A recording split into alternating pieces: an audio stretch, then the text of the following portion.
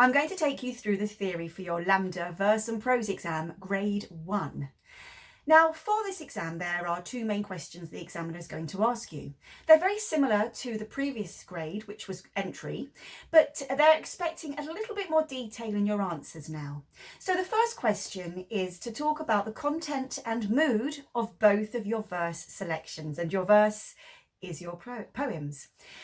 So you are first of all going to talk about what your poems are about. Now, some poems can be interpreted in different ways, but you need to decide what you think the poem is about and talk to the examiner about that. As well as what the poem is about, think more deeply now about what the poet maybe is trying to say. Are they trying to put across an opinion? Is it telling a story? Is there a moral or a message that the poet is trying to put across within the poem? Have a think about it, but remember, it's your interpretation, what you think the author is trying to say. Think also about the mood of your poems. So as you're reading it, what does it make you feel?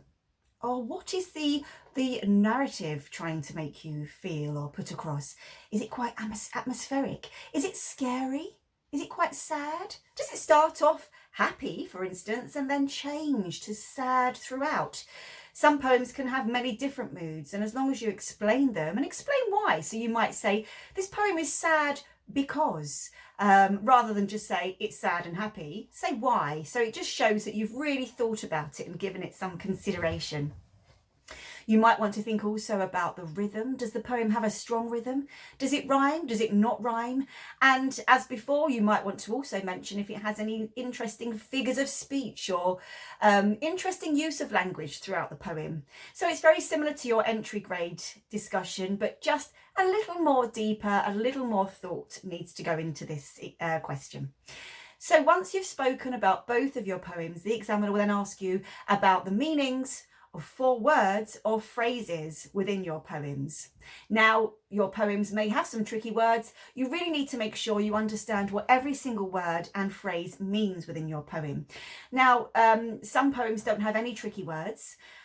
If that's the case, you may get asked about particular phrases or sentences within your poem. A phrase is a collection of a small group of words within your poem. So there might be a certain turn of phrase within one of your poems, and the examiner might ask you about that. Really, just make sure you understand what your poem is about, as you should for anything that you're reciting. Just understand the poem fully, understand what all the words, what all the phrases mean.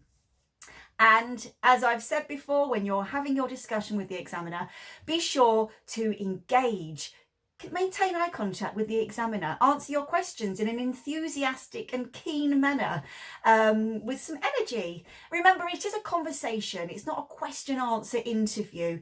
It's a conversation, so make sure that you are conversing really well. And good luck.